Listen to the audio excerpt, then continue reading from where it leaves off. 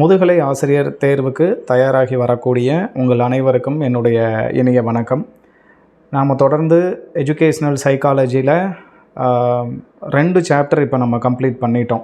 Chapter 4, chapter 5 ரெண்டும் முடிச்சிட்டோம்.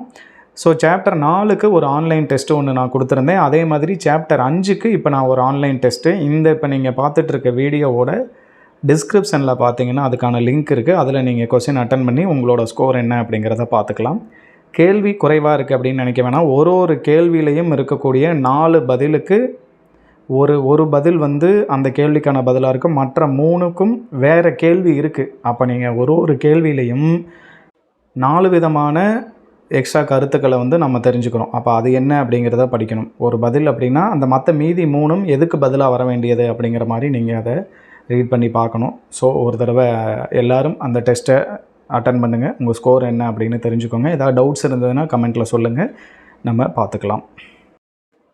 ஆசிரியர் தேர்வு வாரியம் குறிப்பிட்டுள்ள அந்த சிலபஸ் அடிப்படையில் தான் நாம் வீடியோ ஃபுல்லாக போஸ்ட் பண்ணிக்கிட்டு இருக்கோம். அதன்படி அதில் இருக்க தலைப்புகள் படி 4வது சாப்டரும் 5வது சாப்டரும் நம்ம கம்ப்ளீட் பண்ணியிருக்கோம். அதில் 1-2 மிஸ் ஆகியிருந்தாலும் நம்ம அடுத்த காணொலிகளில் நம்ம அதை பார்த்துடலாம். ஸோ இன்றைக்கி நம்ம சாப்டர் 6ல் முதல் தலைப்பாக இருக்கக்கூடிய மோட்டிவேஷன் அப்படிங்கிற தலைப்பையும் அதை ஒட்டி மாஸ்லோவுடைய தேவை படிநிலை அப்படின்னு அந்த கோட்பாடை பற்றி தான் 2மே முக்கியமான தலைப்பு. அதை பற்றி தான் நாம் பார்க்க போகிறோம். ஸோ மோட்டிவேஷன் அப்படின்னா என்ன, ஊக்கம் அல்லது ஊக்கம் அளித்தல் அப்படின்னு இதை நம்ம சொல்லுவோம். இந்த மோட்டிவேஷனுங்கிற வார்த்தை நிறைய இடத்துல நாம் கேள்விப்பட்டிருப்போம்.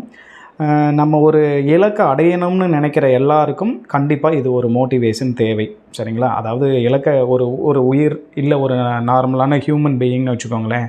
நம்ம எல்லாருக்குமே ஏதாவது ஒரு செயலை செஞ்சு முடிக்கிறதுக்கு, சரியான வழியில் செஞ்சு முடிக்கிறதுக்கு என்ன தேவை அப்படின்னா ஒரு ஊக்கம், மோட்டிவேஷன் தேவை அப்படின்னு சொல்கிறோம். அதனால தான் நம்ம ஒரு தேர்வு எழுத போகிறதுக்கு முன்னாடி நிறைய மோட்டிவேஷ்னல் ஸ்பீச்சஸ்லாம் கேட்போம். குழந்தைகளுக்கெல்லாம் கொடுப்பாங்க. ஸ்கூலில், கவர்மெண்ட் ஸ்கூல்ஸில் இல்லை எல்லா ஸ்கூல்ஸ்லேயும் தேர்வை எப்படி எதிர்கொள்கிறதுன்னு ஒரு மோட்டிவேஷன் ஸ்பீச் கொடுப்பாங்க. இப்போ டிஎன்பிசி எக்ஸாம், டிஆர்பி எக்ஸாமுக்கெலாம் ப்ரிப்பேர் பண்ணும்போது அங்கே யாராவது ஒரு மோட்டிவேஷன் ஸ்பீக்கர் அவர் எப்படி பாஸ் பண்ணார், நீங்கள் எப்படி நடந்துக்கணும், உங்களுடைய நடத்தை, உங்களுடைய நோக்கம் எதை நோக்கி இருக்கணும் அப்படிங்கிறத பற்றிலாம் மோட்டிவேஷன் கொடுப்பாங்க. ஸோ அந்த வார்த்தை நம்ம அடிக்கடி கேள்விப்பட்டிருப்போம்.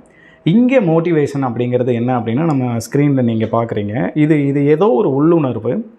இது என்ன பண்ணணும்னா நம்மளை தூண்டும். அதான் ப்ராம்ப்ஸு, கம்பல்ஸ் அண்டு எனர்ஜைசர்ஸ். நமக்குள்ளே இருந்துக்கிட்டு ஏதாவது ஒரு தூண்டுதலை, ஒரு எனர்ஜியை, ஒரு ஆற்றலை நமக்கு கொடுத்துக்கிட்டே இருக்கும். எதுக்காக அப்படின்னா நமக்குள்ள ஒரு நடத்தை மாற்றத்தை உருவாக்கணும். அந்த நடத்தை எதுக்காக?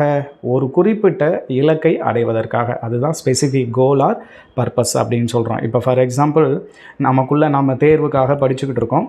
நமக்கு தேர்வுக்கு படிச்சுட்டு இருக்கும்போது ஒருத்தர் மோட்டிவேஷன் நமக்கு கொடுத்துட்டு போயிடுறாரு. இப்போ நம்ம மனசுக்குள்ளே அதோட அந்த உள்ளுணர்வு இருந்துக்கிட்டே இருக்கும். ஓகே, நம்ம இந்த மாதிரி ஒரு தூண்டல் இருக்குது, இப்படி நம்ம படிக்கணும், இதை நோக்கி போய்கிட்டே இருக்கணும், நம்மளுடைய இலக்கு என்ன, தேர்வில் வெற்றி பெறணும் அப்படிங்கிறதுக்காக நமக்குள்ளே இருக்கிற விஷயம். அதை தான் இங்கே என்ன சொல்கிறோம் அப்படின்னா திட்டவட்டமான சில செயல்களில் ஒரு உயிரியின் நடத்தை அமைய ஊக்கிகள் அதனை தூண்டுகின்றன. நமக்கு தொடர்ந்து மோட்டிவேஷன் இருந்துக்கிட்டே இருக்கணும். பாருங்களேன், நம்ம எல்லாருக்கும் தெரியும், ஒரு எக்ஸாமுக்கு ப்ரிப்பேர் பண்ண ஆரம்பிக்கும்போது தொடக்கம் ரொம்ப சிறப்பாக பண்ணுவோம், பயங்கரமாக பண்ணிடுறோம் அப்படின்னு சொல்லிட்டு ஆரம்பிச்சிருவோம். ஆனால் கொஞ்ச நாள் போக போக அதில் தொய்வு வந்துடும். கொஞ்சம் ஸ்லோவாகிடுவோம், படிக்கிறதில் விட்டுருவோம், அப்புறம் பார்த்துக்கலாம், இன்னொரு நாள் பார்த்துக்கலான் இருப்போம். அப்போ இடையில ஒரு மோட்டிவேஷன் நமக்கு தேவைப்படும், ஒரு சின்ன ஒரு தூண்டல். அதுதான் இங்கே நம்ம ப்ராம்ப்ட், கம்பல், எனர்ஜைஸ் அப்படின்லாம் சொல்கிறோம். ஸோ இந்த மாதிரி தொடர்ந்து ஒரு உயிர் இயங்குவதற்கு என்ன தேவை அப்படின்னா ஒரு மோட்டிவேஷன், ஊக்கம் தேவை அப்படின்னு சொல்கிறோம். உதாரணத்துக்கு நாம் இப்போ டிஆர்பி எக்ஸாம்லாம் ப்ரிப்பேர் பண்ணுறோம், படிக்கிறோம் இல்லையா? இதில் நமக்கு ஒரு எக்ஸாம் வைக்கிறாங்க. அந்த எக்ஸாமில் நமக்கு மார்க் நிறைய வரும்போது அந்த மதிப்பெண் நமக்கு கிடைக்கிற அந்த ரிவார்டும் அது நமக்கு என்ன கிடைக்குன்னா ஒரு மோட்டிவேஷனாக நமக்கு இருக்கும். இதே பனிஷ்மெண்ட் கிடைச்சது அப்படின்னா அது மோட்டிவேஷனாக இருக்காது. ஆனால் அந்த ரிவார்டு கிடைக்கும்போது நமக்கு என்ன ஆகும்னா நாம் நிறைய ஒரு 70க்கு ஒரு 65 மார்க் வாங்கிட்டோம், 60 வாங்கிட்டோம், நல்ல மார்க். அப்போ இதே மாதிரி நாம் படித்தோன்னா இன்னும் நம்மளால் ஸ்கோர் பண்ண முடியும் அப்படிங்கிற அது ஒரு மோட்டிவேஷனை நமக்கு தரும். இதுதான் ஊக்கம் அப்படிங்கிற ஃபஸ்ட்டு தலைப்பு. இப்போ நாம் மோட்டிவேஷன், ஊக்கம் அப்படின்னா என்னென்னு நம்ம பார்த்துட்டோம். அப்போ இந்த ஊக்கத்தை ஒருத்தருக்குள்ளே உண்டாக்குற, தூண்டுற சக்தி எது, ஒரு ஃபோர்ஸ் எது அப்படின்னா, அதாவது இதை என்ன சொல்லுவாங்க அப்படின்னா ஆக்டிவேட்டிங் ஃபோர்ஸஸ் அப்படின்னு சொல்கிறோம். ஒருத்தருக்குள்ளேயும் தூண்டுதலை உண்டாக்கக்கூடிய காரணிகள் அப்படின்னு கூட வச்சுக்கலாம். அது என்ன அப்படின்னா 3 விஷயங்கள் மொத்தம். Need, drive, motive. நீடுங்கிறது தேவை, அப்புறம் உந்து ஆற்றல், அப்புறம் நம்முடைய நோக்கம். இது 3 விஷயமும் சேர்ந்து தான் ஒருத்தருக்குள்ள மோட்டிவேஷனை வந்து அதிகப்படுத்திக்கிட்டே இருக்கும் அப்படின்னு நம்ம வந்து சொல்கிறோம். அப்போ ஃபஸ்ட்டு நீடு அப்படின்னா என்ன அப்படின்னு பார்த்தோம்னா, நீடுனா தேவை அப்படின்றோம். பொதுவாக இந்த நீடு தேவை அப்படிங்கிறத என்ன சொல்லுவாங்கன்னா, ஜென்ரல் வாண்ட்ஸ் ஆர் டிசையர்ஸ் அப்படின்னு சொல்லுவாங்க. ஒரு மனுஷனுடைய விருப்பம், ஆர்வம், ஆசை இதெல்லாம் வந்து இந்த தேவையில் வரும். முரே அப்படிங்கிறவர் என்ன பண்ணுறாருன்னா, 37 வகையான தேவை ஒரு மனுஷனுக்கும் இருக்குது அப்படிங்கிற மாதிரி வகைப்படுத்தியிருக்கிறாரு. இது ஒரு முக்கியமான விஷயம், ஞாபகம் வச்சுக்கோங்க. அப்புறம் மனுஷனை பொறுத்த வரைக்கும் தேவைகள் 2 வகையாக பிரிச்சுருக்கோம். ஒன்று வந்து பயாலாஜிக்கல் நீட்ஸு, இன்னொன்று வந்து சோசியோ சைக்கலாஜிக்கல் நீட்ஸ் அப்படின்றோம். அதாவது பயாலாஜிக்கல் நீடு அப்படின்னும்போது ஒரு மனிதன் உயிர் வாழ தேவையானவை எல்லாமே பயாலாஜிக்கல் நீட்ஸு, உயிரியல் தேவை அப்படின்னு சொல்கிறோம். அதாவது ஆக்சிஜனு, காற்று வேணும், தண்ணி வேணும், உணவு வேணும், ஃபுட்டு, இது எல்லாமே வேணும். ஸோ இதெல்லாம் வந்து உயிர் வாழ்வதற்கு தேவையானது எல்லாமே பயாலாஜிக்கல் நீட்ஸ் அப்படின்னு சொல்கிறோம். இது எல்லாம் நமக்கு கிடச்சிருச்சு அப்படின்னா அதுக்கு அடுத்த நிலைமைக்கு போகிறோம். அதாவது சோசியோ சைக்கலாஜிக்கல் நீடு அப்படின்னு சொல்கிறோம். சமூக உளவியல் தேவை அப்படின்னு சொல்கிறோம். இங்கே வந்து நமக்கு என்ன கிடைக்குதுன்னா, லவ்வு, அஃபெக்ஷனு, அச்சீவ்மெண்ட்டு, செக்யூரிட்டி, பாதுகாப்பு உணர்வு, நமக்கு ஒரு சுதந்திரம், இதெல்லாம் கிடைக்கிறது வந்து சமூக உளவியல் தேவை அப்படின்னு நம்ம வந்து 2 வகையாக நம்ம இதில் பிரிச்சுக்கிறோம். இதுதான் வந்து நம்ம நீடை பற்றி தெரிஞ்சுக்க வேண்டிய விஷயம். ஸோ நம்ம அடுத்து பார்க்குற தலைப்பு வந்து ட்ரைவ்ஸு, ஆற்றல் அல்லது உந்துதல் அப்படின்னு நம்ம வந்து இதை சொல்லுவோம். அதாவது நம்ம எல்லாருக்குள்ளேயும் ஏதோ ஒரு உந்துதல் இருக்குதுன்னு சொல்லுவோம் இல்லையா? எனக்கு இந்த ஒரு உந்துதல் வந்துச்சு, அதனால் இதை நான் வந்து செஞ்சுட்டேன், இந்த ஒர்க்கை நான் முடிச்சிட்டேன் அப்படின்னு சொல்லுவோம் இல்லையா? அதுதான் வந்து இந்த ட்ரைவ் அப்படின்னு சொல்கிறோம். அதை motivational force behind a behaviour R action. நம்ம எந்த ஒரு செயல் செஞ்சாலும் நமக்குள்ளே ஏதோ ஒரு சின்ன ஒரு உந்துதல் இருக்கும் அப்படின்னு நம்ம வந்து சொல்லுவோம் இல்லையா? அதைத்தான் இங்கே சொல்ல வரோம். இதில் முக்கியமாக WB கேனன் அப்படிங்கிற ஒரு வார்த்தை வந்து நமக்கு அறிமுகப்படுத்துகிறாரு. ஹோமியோஸ்டாசிஸ் அப்படிங்கிற இந்த வார்த்தை. இதுக்கு தமிழில் என்ன அப்படின்னா, சீர்திட நிலை அப்படின்னு நம்ம வந்து இதை சொல்கிறோம். அதாவது வேறு ஒன்றும் இல்லை, ஒரே சீராக நம்ம உடல் வந்து இருக்கணும் அப்படிங்கிறத வந்து அதை பற்றி சொல்கிறது தான். இப்போ ஃபார் எக்ஸாம்பிள் இந்த ட்ரைவுங்கிறத என்ன சொல்லுவாங்க அப்படின்னா, நமக்கு ஒரு தேவை நம்ம உடம்புல இருக்குது அப்படின்னா அதை உடனே நமக்கு இண்டிகேட் பண்ணி அதை சரி பண்ணுறது வந்து இந்த ட்ரைவு அப்படின்னு சொல்கிறாங்க. அதை உடனே அச்சீவ் பண்ண வச்சுறது. ஃபார் எக்ஸாம்பிள் இப்போ நம்ம உடம்புல வந்து சுகர் லெவல் ரொம்ப குறைஞ்சிருச்சு. அப்போ இப்போ உடனே உடம்பு வந்து என்ன பண்ணும், சுகர் லெவல் குறைஞ்சிருச்சுன்னா நமக்கு ஏதாவது ஒரு இண்டிகேஷனை காட்டும், ஒரு சிக்னலை காட்டும். அந்த சிக்னலுக்கு பேர் தான் என்ன சொல்கிறாங்க அப்படின்னா இந்த உந்துதல் அப்படிங்கிறாங்க.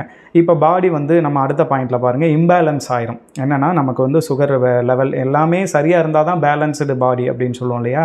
அப்போ இம்பேலன்ஸ் இருக்கும்போது நமக்குள்ளே என்ன ஆகுது அப்படின்னா, பேலன்ஸை சரி பண்ணுறதுக்கான ஒரு உந்துதல் தேவை. உடனே போய் இதை பண்ணு அப்படிங்கும். இப்போ இன்னும் ஒரு சிம்பிள் எக்ஸாம்பிள் பார்க்கணும் அப்படின்னா, நமக்குள்ளே பயங்கர பசி அப்படிங்கும்போது அப்போ நம்ம வந்து இம்பேலன்ஸ், நம்ம வந்து சரியான சீர்திட நிலையில் நம்ம உடல் இல்லை அப்படிங்கும். உடனே அதுக்கு நம்ம என்ன பண்ணுவோம், போய் உடனே சாப்பிட்டுட்டோம் அப்படின்னா உடம்பு வந்து பேலன்ஸ் ஆகிரும். அப்போ அந்த பசி அப்படிங்கிற உணர்வு வந்து நம்ம உடலை சரி செய்கிறதுக்கு, நம்ம சீர்திட நிலைக்கு கொண்டு வர்றதுக்கு சொல்கிறது தான் வந்து இங்கே என்ன சொல்கிறோம் அப்படின்னா உந்துதல் அப்படின்னு சொல்கிறோம். அப்போ ஒரு மோட்டிவேஷனாக இந்த ட்ரைவ் வந்து இருக்குது அப்படின்னு சொல்கிறோம். அதை தான் இங்கே ஹோமியோஸ்டாட்டிஸுங்கிற வார்த்தை சொல்கிறாங்க. நார்மலாக இல்லாத இம்பேலன்ஸாக இருக்கிறத பேலன்ஸ் பண்ணி சரி பண்ணி கொண்டு வர்றதுக்கு பேர் தான் என்ன அப்படின்னா ஹோமியோஸ்டாட்டிஸ் அப்படின்னு வந்து இங்கே சொல்கிறாங்க. இதை இன்னொரு விதத்துலையும் நாம் பார்க்கலாம். ஒருத்தருக்கு கிடைக்கக்கூடிய இன்சென்டிவ் வந்து அதுக்கு வந்து ரீஎன்ஃபோர்ஸ்மெண்ட்டாக, பாராட்டுதலாக எப்படி வந்து அமையுது அப்படின்னு சொல்கிறோம். இப்போ நம்ம உடம்புக்கு தேவை என்ன, பசி, பயங்கர பசி. அதுக்கு நம்ம இன்சென்டிவாக என்ன தர்றோம் அப்படின்னா உணவை கொடுத்துட்றோம். உணவு கொடுக்கும்போது அது மேலும் நமக்கு பாராட்டுதலாக இருக்குது, அடுத்த செயலுக்கு போகிறதுக்கு அது ஒரு ரீஎன்ஃபோர்ஸ்மெண்ட்டாக அமையுது அப்படின்னு சொல்கிறது தான் வந்து இந்த ட்ரைவ் அப்படிங்கிற தலைப்பு. இதுலேயே கடைசியாக வந்து மோட்டிவ்ஸ், நோக்கம் அப்படின்னு சொல்கிறோம். நிச்சயமாக நாம் எந்த ஒரு செயலை செஞ்சாலும் அதுக்கு பின்னாடி ஏதோ ஒரு நோக்கம் நமக்குள்ளே கண்டிப்பாக இருக்கணும். நோக்கம் இல்லாத செயல்பாடுகளே இங்கே கிடையாது. ஒருத்தர் வந்து சாப்பிட்றாரு அப்படின்னா அதுக்கு ஒரு நோக்கம் இருக்குது. ஒருத்தர் தேர்வுக்கு படிக்கிறார் அப்படின்னா ஒரு நோக்கம் இருக்குது. நாம் இங்கேருந்து எங்கேயாவது ஒரு ஊருக்கு ட்ராவல் பண்ணுறோம் அப்படின்னா அதுக்கு ஒரு நோக்கம் இருக்குது. ஸோ மோட்டிவ் நிச்சயமாக எல்லா விஷயத்துக்கு பின்னாடியும், ஒரு மனிதனுடைய நடத்தைக்கு பின்னாடியும் ஒரு நோக்கம் இருக்குது அப்படிங்கிறோம். ஸோ இதுதான் மோட்டிவேஷனில் முக்கியமான 3 விஷயங்கள். மோட்டிவேஷனை தூண்டக்கூடிய, அதாவது ஃபோர்ஸஸாக இருக்கக்கூடிய விஷயங்கள் 3. ஸோ நம்ம அடுத்து பார்க்கக்கூடிய முக்கியமான கோட்பாடு வந்து மாஸ்லோஸ் ஹையரார்கி ஆஃப் நீட்ஸ் அப்படின்னு சொல்கிறோம். அதாவது மாஸ்லோவின் படிநிலை தேவை கோட்பாடு அல்லது தேவை படிநிலை கோட்பாடு அப்படின்னு நம்ம வந்து இதை சொல்லுவோம். இதுக்கு இன்னொரு பேர் இருக்குது, செல்ஃப் ஆக்சுவலைசேஷன் தியரி, தன்னிறைவு தேவை கோட்பாடு அப்படின்னு கூட இதுக்கு இன்னொரு பேர் இருக்குது. 1954 ஆப்ரஹாம் மாஸ்லோ அப்படிங்கிற ஒரு உளவியலாளர் வந்து இந்த நம்ம தேவை படிநிலை கோட்பாட்டை வந்து நமக்கு சொல்லியிருக்கிறாரு. இதில் அவர் சொல்லியிருக்கக்கூடிய அந்த படிநிலைகள் ஒன்றும் ஹையரார்க்கியாக அமைச்சிருக்கிறாரு. ஒன்றன் மேல் ஒன்றாக இருக்குது. அது ஒன்றோட ஒன்று நெருங்கிய தொடர்புடையது. அது வந்து அதான் க்ளோஸ்லி ரிலேட்டிவ் அப்படின்னு சொல்கிறோம். அதுக்கப்புறம் பார்த்திங்கன்னா லோயஸ்ட் டு ஹையஸ்ட் அப்படின்னு சொல்கிறோம். கீழ்நிலையிலிருந்து மேல்நிலைக்கு ஒரு மனிதனுடைய தேவை வந்து எந்த லெவலில் எப்படி போகுது அப்படிங்கிறத வந்து சொல்கிறது தான் இந்த மாஸ்லோவுடைய தேவை படிநிலை கோட்பாடு. அப்போ அந்த ஹையரார்க்கி அந்த நீங்கள் வந்து இதில் பார்த்தீங்கன்னா ஸ்க்ரீனில் பார்த்தீங்கன்னா தெரியும். இப்போ நீங்கள் இமேஜில் பார்த்துட்டு இருக்க இந்த ஒரு ஏலம் தான் மாஸ்லோவுடைய தேவை படிநிலை கோட்பாடில் இருக்கிற ஏலம். இதுக்கு முன்னாடி ஆங்கிலத்தில் நாம் பார்த்தது வந்து ஒரு 5 இருந்திருக்கும். அந்த 5 கொஞ்சம் விரிவாக நம்ம வந்து இங்கே தமிழில் போட்டிருக்கோம். அதான் 7 படிநிலை கோட்பாடு. அதில் முதல் கோட்பாடு வந்து பார்த்திங்கன்னா உடலியல் தேவைகள் அப்படின்னு சொல்கிறோம். அதான் ஃபிசியலாஜிக்கல் நீட்ஸ் அப்படின்னு சொல்கிறோம். ஒரு மனிதனுக்கு உயிர் வாழ்கிறதுக்கு தேவையானது வந்து இந்த உடலியல் தேவைகள் தான். உதாரணத்துக்கு உணவு, தண்ணீர், சுவாசிக்கிறது, உறக்கம், பாலுணர்ச்சி இதெல்லாம் வந்து உயிர் வாழ தேவையானது. இதெல்லாம் தான் உடலியல் தேவை அப்படின்னு சொல்கிறோம். நல்லா புரிஞ்சுக்கோங்க. இந்த உடலியல் தேவை நிறைவேறி முடிச்சிருச்சு, அவனுக்கு ஒரு மனநிறைவை கொடுத்துருச்சு அப்படின்னா தான் இவன் அதுக்கு அடுத்த லெவல் ஆஃப் அந்த தேவைக்கு நீடுக்கு வந்து போவான். அது வந்து ஒரு மோட்டிவேஷனாக அமையும் அப்படிங்கிறது தான் இதில். இது பாருங்கள், உடலியல் தேவை நிறைவேறி அது மோட்டிவேஷனாக அமைஞ்சு அடுத்து பாதுகாப்பு தேவை. பாதுகாப்பு தேவை ஒருத்தனுக்கு மனநிறைவு கொடுத்து அதுக்கு அடுத்தது சுயமதிப்பு தேவை இப்படின்னு போவான். ஸோ அதை தான் இங்கே நம்ம வந்து அவருடைய தேவை படிநிலை கோட்பாடு வந்து சொல்லுது. இப்போ 2வது தேவை பாதுகாப்பு தேவைகள் அப்படின்னு சொல்கிறோம். சேஃப்டி அண்டு செக்யூரிட்டி நீட்ஸ் அப்படின்னு சொல்கிறோம். இதில் எதெல்லாம் வருது? உணவு, தண்ணி, சுவாசம் எல்லாமே எனக்கு கிடைச்சிருச்சு. அதுக்கு அடுத்து இது மோட்டிவேஷன் அமைஞ்சிருச்சு, எனக்கு நிறைவாக இருக்குது, நான் அதை அடுத்ததை தேடி நான் போகிறேன், அடுத்த தேவை எனக்கு இருக்குது அப்படிங்கும்போது அப்போ சேஃப்டி அண்ட் செக்யூரிட்டி நீட்ஸுக்கு போகிறான். இதில் வந்து என்ன இருக்குன்னா வீடு, ஒழுங்கு, முறைமை இதெல்லாம் வந்து அவனுடைய அந்த சேஃப்டிக்காக கிடைக்கிது. இதுதான் வந்து 2வது தேவை அப்படின்னு நம்ம வந்து சொல்கிறோம். 3வது நாம் பார்க்குறது வந்து சுயமதிப்பு தேவைகள் அப்படின்னு சொல்கிறோம். அதாவது செல்ஃப் எஸ்டீம் நீட்ஸ் அப்படின்னு சொல்கிறது. அதாவது ஒருத்தருடைய தன்னம்பிக்கை, சுதந்திர உணர்வு, பலம் பெற்று இருக்கிறது, அடுத்தவங்களால் பாராட்டு பெறுறது அப்படிங்கிறதெல்லாம் வந்து சுயமதிப்பு செல்ஃப் எஸ்டீம் நீட்ஸ்ன்னு சொல்கிறோம். சப்போஸ் இந்த செல்ஃப் எஸ்டீமில் இந்த தன்னம்பிக்கை, சுதந்திர உணர்வுலாம் அவங்களுக்கு கிடைக்கல அப்படின்னா அது வந்து தாழ்வு மனப்பான்மையாக மாறும், அவங்களுக்குள்ள அவநம்பிக்கையை உண்டாக்கும். இதை பாருங்கள், உடலியல் தேவை மனநிறைவை கொடுத்துருச்சு, அடுத்து பாதுகாப்பு தேவை வராங்க. பாதுகாப்பு தேவை கிடைச்சிருச்சு, அதுக்கு அடுத்து என்ன வர்றாங்க? சுயமதிப்பு தேவைக்கு அந்த மனுஷன் வந்து வர ஆரம்பிக்கிறான். அடுத்தது பார்த்தோம் அப்படின்னா அடைவூக்க தேவைகள் அப்படின்னு சொல்கிறோம். அச்சீவ்மெண்ட் நீட்ஸ் அப்படின்னு சொல்கிறோம். இது வந்து அறிவு தேவைகள் அப்படின்னு சொல்லுவோம். நம்ம ஏதாவது ஒரு விஷயத்தில் நம்முடைய அச்சீவ்மெண்ட்டை காட்டணும். நான் ஒரு வந்து நல்லா படிக்கணும், இதெல்லாம் நான் ஒரு விஷயத்தில் பெரிய ஆள் ஆகணும், ஒரு ஐஏஎஸ் ஆகணும், ஒரு எக்ஸாம் படிச்சுட்டு நான் வந்து டிஆர்பி பாஸ் பண்ணி டீச்சர் ஆகணும் அப்படிங்கிறதெல்லாம் இந்த அடைவூக்க தேவைகளில் வந்துடும். இப்போ ஏன் இந்த அடைவூக்க தேவைகள் இந்த இடத்துல வச்சுருக்காங்க? நீங்கள் யோசிச்சு பாருங்கள். ஒருத்தருக்கு வந்து உடலியல் தேவை சாப்பாடே இல்லை அப்படிங்கும்போது சோறே இல்லாதவன் வந்து நேரடியாக இங்கே வந்து அடைவூக்க தேவைக்கு வர்றதுக்கு வாய்ப்பு கம்மி. ஏன்னா அது அவருக்கு மோட்டிவேட்டே அமையாது. அவனுடைய முதல் நோக்கம் தேவை எதுவாக இருக்கும்? எனக்கு சாப்பாடு கிடைக்கணும்னு தான் இருக்கும். அப்போ சாப்பாடு கிடச்சிருச்சு, பாதுகாப்பு கிடச்சிருச்சு, சுயமதிப்பு கிடச்சிருச்சு அப்படின்னும்போது அதுக்கு அடுத்த லெவலுக்கு அது மோட்டிவேஷன் அமையுது. என்னது? அடைவூக்க தேவைகளுக்கு அவர் வராரு அப்படின்னு நம்ம வந்து சொல்கிறோம்.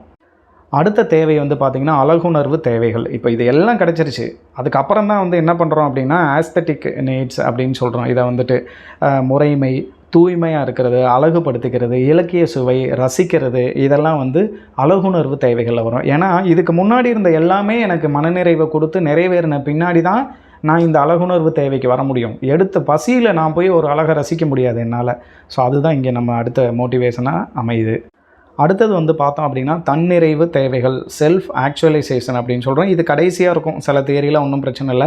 ஸோ தன்னிறைவு தேவை அப்படின்னா என்ன அப்படின்னா, எனக்கு எல்லாமே கிடைச்சிருச்சு சார், எனக்கு வந்து ஒரு பெரிய நான் வந்து முதிர்ச்சி ஆகிட்டேன், மனவெழுச்சி முதிர்ச்சி. எப்போ வந்து ஒருத்தருக்கு தன்னிறைவு ஏற்படுதோ, எல்லாமே கிடைச்சிருதோ, அப்போ வந்து சமூக முதிர்ச்சி கிடைக்கும், இசைவான ஆளுமையை ஆரம்பிச்சிருவாங்க, ரொம்ப எந்த பிரச்சனையும் பண்ணாமல் அமைதியாக ஒரு வாழ ஆரம்பிச்சிருவாங்க. இதெல்லாம் வந்து தன்னிறைவு தேவைகளில் வரும்.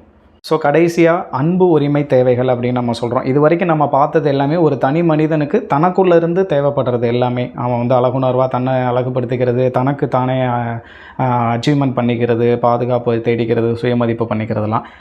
இதுக்கப்புறம் நம்ம பார்க்குறது வந்து இந்த கடைசியாக இருக்கிறது வந்து அன்பு உரிமை தேவைகள் அப்படின்னு சொல்கிறோம்.